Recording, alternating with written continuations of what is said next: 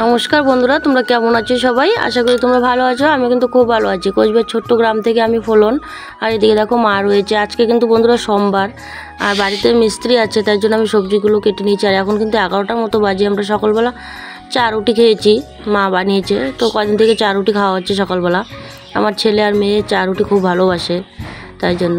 আর ওইদিকে দেখো মিস্ত্রি কাজ করছে। ওই যে কিছুটা কাজ আমার বাকি আছে ঘরে। তো আগেও তো মিস্ত্রি ভিডিও বানিয়েছিলাম, তো সেই মিস্ত্রি আজও কাজ করছে। একজনই আছে মিস্ত্রি, তাই জন্য আমি রান্নাটা, যাই হোক একজন হলেও তো রান্না করতে হবে, আমাদেরকেও তো খেতে হবে, তাই না? তাই জন্য কিন্তু আমি সবজিগুলো কেটে নিলাম। ঝিঙে, আলু, বেগুন, সঙ্গে একটা টমেটো দিয়ে দিয়েছি। মাছ রান্না করব, আর তেতাকলা আলু ভাজা, সঙ্গে ডাল রান্না করব। তো বন্ধুরা, হয়তো ভিডিওটা ভালো করে বানাতে পারবো না, কারণ কাজের একটু চাপ পড়ে গেল, তাই জন্য। এখন আমি এদিক ওদিক মানে মিস্ত্রির সঙ্গে এটা ওটা করে দিতে হবে, কখন ডাকবে না ডাকবে, তাই জন্য। আর এদিকে আমি রান্নাটা করে নিই তাড়াতাড়ি, যেহেতু আজকে ভাতও রান্না করিনি, সকালবেলা চা রুটি খাওয়া হয়েছে, তাই জন্য একটু আগে ভাগে রান্না করছি। মাছটা ভাজা করে নিই। তো মাছটা দেখো ভাজতে বসিয়ে দিয়েছি। তো কিছুটা কড়াই দিয়ে দিয়েছি, আর কিছুটা রয়েছে। তেতাকলা আলু ভাজা আর ডাল রান্না করব। তোমরা অল্প ফার্স্ট থেকে লাস্ট পর্যন্ত দেখো ভিডিওটা। আশা করি ভালো লাগলে লাইক কমেন্ট শেয়ার করবে। আর ফেসবুক পেজ থেকে দেখলে অবশ্যই তোমরা ফলো করে দিবে, আর সাবস্ক্রাইবার করতে ভুলবে না যদি ইউটিউব থেকে দেখে থাকো বন্ধুরা তোমরা। তো দেখো মাছ ভাজা হয়ে গেছে, আর এদিকে আর কিছু মাছ ভাজতে বসিয়ে দিয়েছি। আর এদিকে লঙ্কাগুলো বেছে নিই, আর মশলাটা তো করে নিতে হবে। ডাল প্রেসার কুকারে ছিটি দিয়ে নিয়েছি, পরে সম্বারটা দিয়ে দিব, আর তেতাকলা আলু ভাজা করবো। এরকমই রান্না। পরে দেখা হচ্ছে বন্ধুরা। রান্নাবাড়ি খাওয়া দাওয়া হয়েছে, আর তোমাদের সঙ্গে কিন্তু ওর দেখা হয়নি, খাওয়া দাওয়াটুকুও দেখায়নি ভালোভাবে, কারণ বাড়িতে মিস্ত্রি ছিল, তাই জন্য অল্প কাজ বাকি ছিল ঘরের। তো কাজটা করা হয়ে গেল সম্পূর্ণ। আর ঘরে কাজ হওয়ার পর আমি অল্প বারান্দাটা লেপে দিয়েছি, ঘরটা অল্প লেপে দিয়েছি, অল্প কাজ ছিল বাকি, তাই জন্য।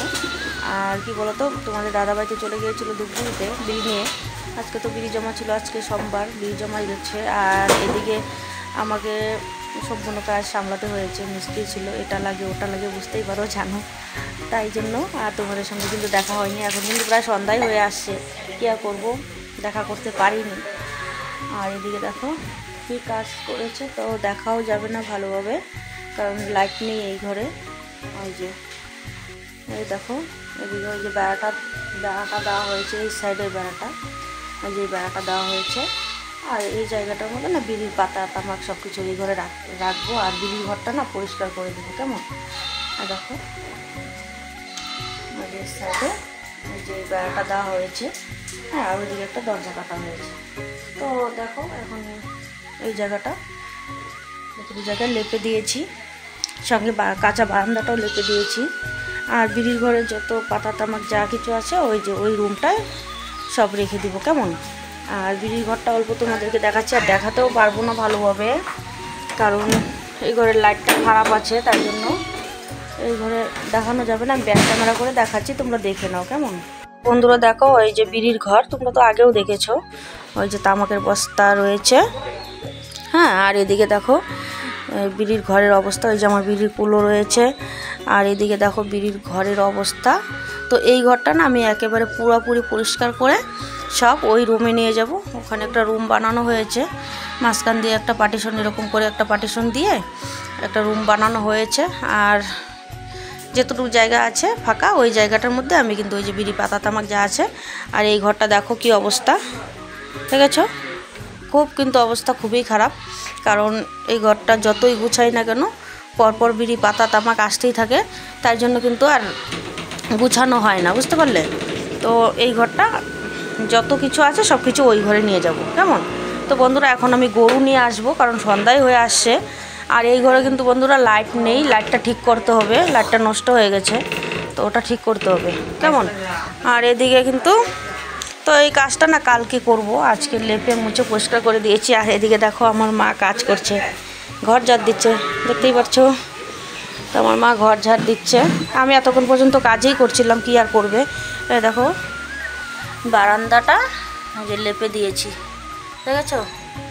কাঁচা বারান্দাটা লেপে দিয়েছি। আর ওই যে রুমটা বলেছিলাম, এই দেখো ব্যাক ক্যামেরা করে অল্প দেখাচ্ছি, এই দেখো এই ঘরটাও আমি সুন্দর করে লেপে দিয়েছি, কেমন?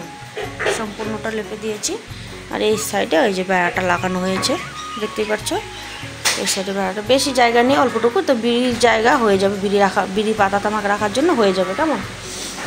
আর এদিকে তো জানোই ছাগলের ঘর রয়েছে, ওই যে বাচ্চা দুটো রয়েছে ঘরে, দেখেছো।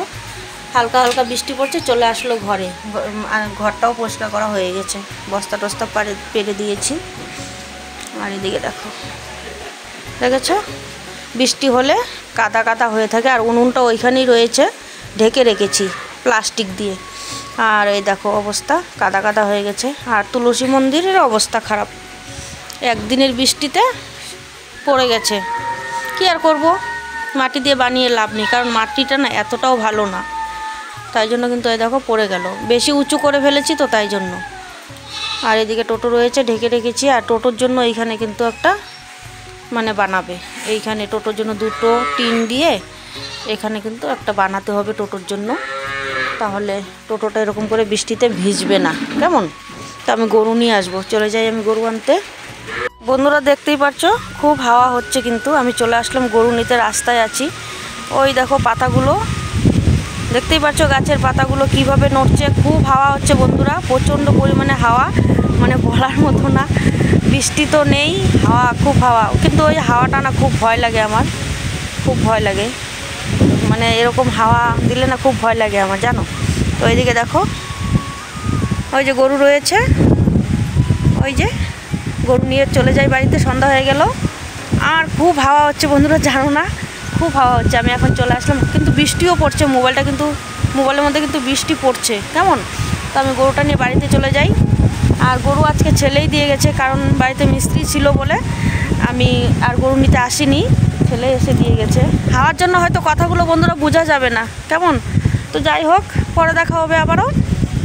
গরুটা নিয়ে বাড়িতে যাই মিস্ত্রির জন্য। তো আজকে তোমাদের সঙ্গে একদমই দেখা করতে পারিনি, কি আর করবো, রান্নাটা খাওয়া দাওয়াটা কোনো কিছু আর ভালোভাবে দেখাতে পারিনি, খুব তাড়াহুড়ো করে কাজ করছিলাম, আকাশটাও মেঘলা মেঘলা ছিল, তাই জন্য খুব হাওয়া হচ্ছিল।